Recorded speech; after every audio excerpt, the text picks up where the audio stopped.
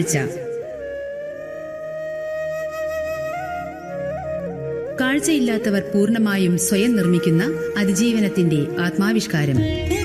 കാഴ്ച പരിമിതി നേരിടുന്നവർക്ക് വേണ്ടി മഞ്ചേരി ആകാശവാണി തയ്യാറാക്കുന്ന പ്രതിവാര പരിപാടി.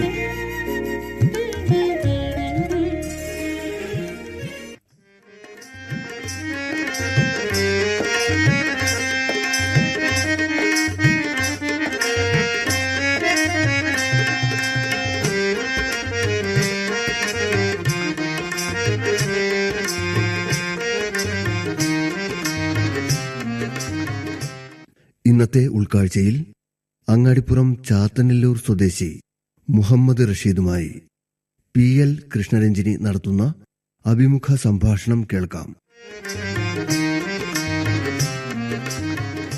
നമസ്കാരം. നമസ്കാരം.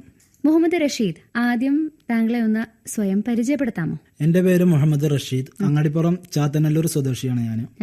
എന്റെ വീട്ടില് എന്റെ ഉമ്മ, എന്റെ ഉപ്പ, ഞങ്ങൾ 3 മക്കളാണ്. ഒരു ബ്രദറുണ്ട്, ഒരു സിസ്റ്ററുണ്ട്.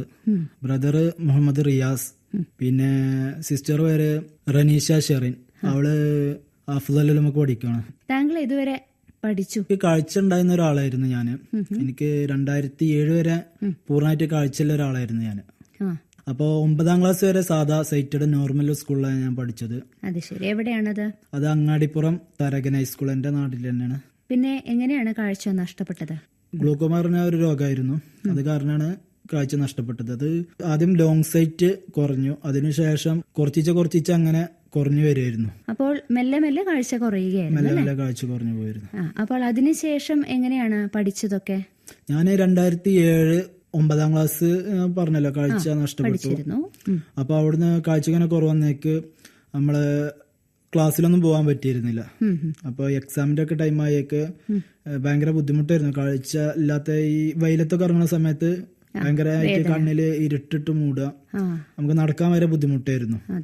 അപ്പൊ അങ്ങനെ അങ്ങനെ ക്ലാസ് കുറെ മിസ്സായി. പിന്നെ അതുപോലെ തന്നെ ഒരു ട്രീറ്റ്മെന്റ് ചെയ്തിരുന്നു, 45 ദിവസത്തെ ഒരു കോഴ്സ്. അപ്പൊ അവിടെ തൃശ്ശൂർ വെച്ച് ചെയ്തത്. അപ്പൊ അവിടെ വെച്ച് ചെയ്യുന്ന സമയത്ത് കുറെ ക്ലാസ്സുകളൊക്കെ നഷ്ടപ്പെട്ടതിന്റെ പേരിൽ എനിക്ക് എക്സാം എഴുതാൻ പറ്റുകയും ചെയ്തില്ല. അത് കാരണം ഇത് 9ാം ക്ലാസ്സിൽ വീണ്ടും ഇരിക്കേണ്ടി വന്നു. അതിനുശേഷം പിന്നെ എന്റെ ഉമ്മയുടെ വീട്ടിലാണ് പോയത്. അത് ആലിപ്പറമ്പ് പറഞ്ഞ സ്ഥലത്താണ്. ഞങ്ങളെല്ലാവരും അവിടെ ആയിരുന്നു പിന്നീട് താമസിച്ചിരുന്നത്. പിന്നെ അവിടുന്ന് വീണ്ടും 9ാം ക്ലാസ് പോയി. 9ാം ക്ലാസ് പോയി കുഴപ്പമൊന്നും ഉണ്ടായിരുന്നില്ല. 9ാം ക്ലാസ് ഏത് സ്കൂളിലാണ് പിന്നെ ചേർന്നത്? Fathima memorial higher secondary school, കരിങ്കലത്താണ്. 9ാം ക്ലാസ് അവിടെ പോണ സമയത്ത് ഗ്ലാസ് വെച്ചിരുന്നു. അപ്പൊ ലോങ് സൈറ്റ് അത് കറക്റ്റ് കാര്യമൊക്കെ ക്ലിയർ ആയിരുന്നു, കുഴപ്പമൊന്നും ഉണ്ടായിരുന്നില്ല. സാധാ ഒരു കാഴ്ച തിരിച്ചു കിട്ടി. കാഴ്ച തിരിച്ചിട്ടതിന് ശേഷം ഞാൻ അവിടെ 9ാം ക്ലാസ് കഴിഞ്ഞ് 10ലേക്ക് പാസ്സായി. 2010 SSLC അവിടെ ചെയ്യാണ്.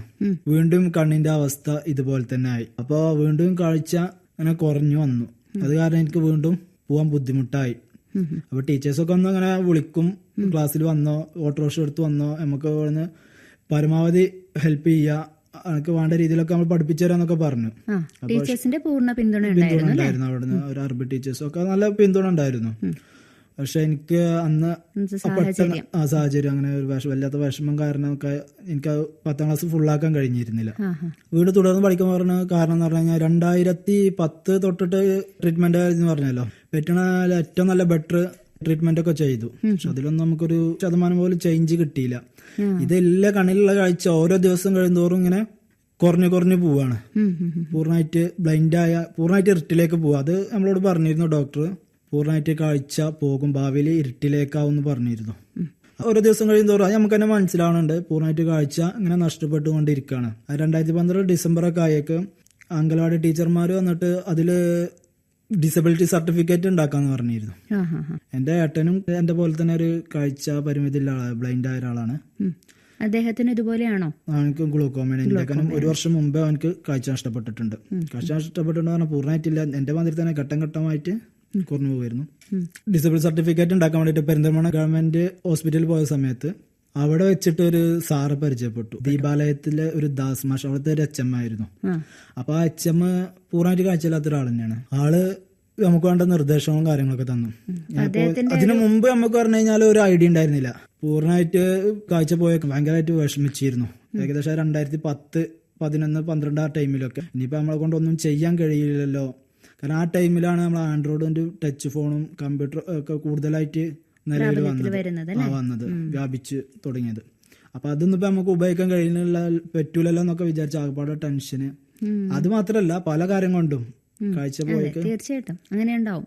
പക്ഷെ ആ മാഷിനെ പരിചയപ്പെട്ടപ്പോൾ ജീവിതത്തിൽ നേട്ടങ്ങൾ കൈവരിക്കാൻ കഴിയുമെന്ന് ആ മാഷ് പരിചയപ്പെട്ടേക്ക് ഞാൻ അതുവരെ വിചാരിച്ചിരുന്ന കാഴ്ചയില്ലാത്തവര് വെറും കാഴ്ചയില്ലാത്ത വീട്ടിലിരിക്കുക, അതിന് ഉപരി ഒന്നും ചെയ്യാൻ കഴിയൂല എന്നാ വിചാരിച്ചിരുന്നത്. അപ്പൊ ഈ സാറെ ഇങ്ങനെ പരിചയപ്പെട്ടു. എപ്പോഴും അങ്ങനെയാണ്, നമ്മള് ജീവിതത്തിൽ നേടാൻ കഴിയില്ല എന്ന് വിചാരിച്ചു കഴിഞ്ഞാൽ കഴിയില്ല. പക്ഷെ ഒരു വ്യക്തിയുടെ ഇടപെടൽ കാരണം ജീവിതത്തിൽ ഒരുപാട് നേട്ടങ്ങൾ നേടി. എന്തായാലും 10ാം ക്ലാസ് നല്ല രീതിയിൽ തന്നെ പാസ്സായല്ലോ, അത് തന്നെ വലിയൊരു കാര്യമാണ്. അത് 2013 പിന്നെ തുടർന്ന് അപ്പൊ ഈ സാറെ കണ്ട് ഈ സാറ് നമ്മളിങ്ങനെ കുണ്ടായത്തോട് ഇങ്ങനെ കാഴ്ചയില്ലാത്ത സെന്റർ ഉണ്ട്, കാഴ്ചയില്ലാത്ത ഒരുപാട് ജോലി ചെയ്യണുണ്ട്. വെറുതെ ഇരിക്കരുത്, വീട്ടിൽ വെറുതെ അടിഞ്ഞു കൂടരുത്, എന്തെങ്കിലുമൊക്കെ ചെയ്യണം. ഇനിയിപ്പോ പുറത്തു പോയി ചെയ്യാൻ കഴിയില്ല എങ്കിൽ നിങ്ങള് വീട്ടിലിരുന്നിട്ട് ചെയ്തോളുണ്ട്. ഡാറ്റ എൻട്രിങ് ചെയ്ത് കഴിഞ്ഞാൽ തന്നെ വീട്ടിലിരുന്ന് വരുമാനം ഉണ്ടാക്കുക. അങ്ങനെ കുറെ ഞങ്ങൾക്ക് മോട്ടിവേഷൻ തന്നു. ഈ ദാസ് സാറാണ് ഞങ്ങളെ അവിടേക്ക് ഈ VTC Kundayathode VTC vocational training സെന്ററിലേക്ക് നമുക്ക് നമ്പർ തരും, അവിടുത്തെ കാര്യങ്ങളൊക്കെ പറഞ്ഞു തന്നത്. അങ്ങനെ ഞങ്ങൾ അവിടെ എത്തിപ്പെട്ടു. ഞാനും എന്റെ ജ്യേഷ്ഠനും ഉണ്ടായിരുന്നു. 2013 മാർച്ച് 4 ഞങ്ങൾ അവിടെ എത്തി. വീട്ടിൽ നിന്ന് സമ്മതം ഉണ്ടായിരുന്നില്ല. അപ്പൊ അങ്ങനെ വീട്ടിൽ നിന്ന് പെട്ടെന്ന് കാഴ്ച പോയ കാരണം പാരന്റ്സിനൊക്കെ ഭയങ്കര പേടിയായിരുന്നു. പുറത്തു പോയി കഴിഞ്ഞാൽ എങ്ങനെ ഇപ്പോ പല കാര്യങ്ങളും ചെയ്യാന്നുള്ളതിൽ ഭയങ്കര പേടിയായിരുന്നു, ഭയങ്കര പ്രൊട്ടക്ഷൻ ആയിരുന്നു വീട്ടില്. പെട്ടെന്ന് കാഴ്ച പോയ ആളുകളല്ലേ. അപ്പൊ അങ്ങനെ ഞങ്ങൾക്ക് സമ്മതം ഉണ്ടായിരുന്നില്ല. എങ്ങനെയാണ് അവരെ പറഞ്ഞ് സമ്മതിപ്പിച്ചത്? എങ്ങനെയാണ് കടന്ന് വന്നത്? കാഴ്ച ഇല്ലാത്തവരും ഇപ്പോഴും അധ്വാനിച്ച് ജോലി ചെയ്ത് കുടുംബം പോറ്റുന്നുണ്ട്. അധ്വാനിക്കാൻ കഴിവില്ല കുറെ കാഴ്ചയില്ലാത്ത ആളുകളുണ്ട്. നമുക്കത് മാതിരി ചെയ്യാൻ പറ്റുന്നില്ല പറഞ്ഞ് മനസ്സിലാക്കി കൊടുത്തു. അങ്ങനെ അതിന്റെ അടിസ്ഥാനത്തിൽ മാർച്ച് 4 ഞങ്ങള് കുണ്ടായത്തോട് ഈ പറഞ്ഞ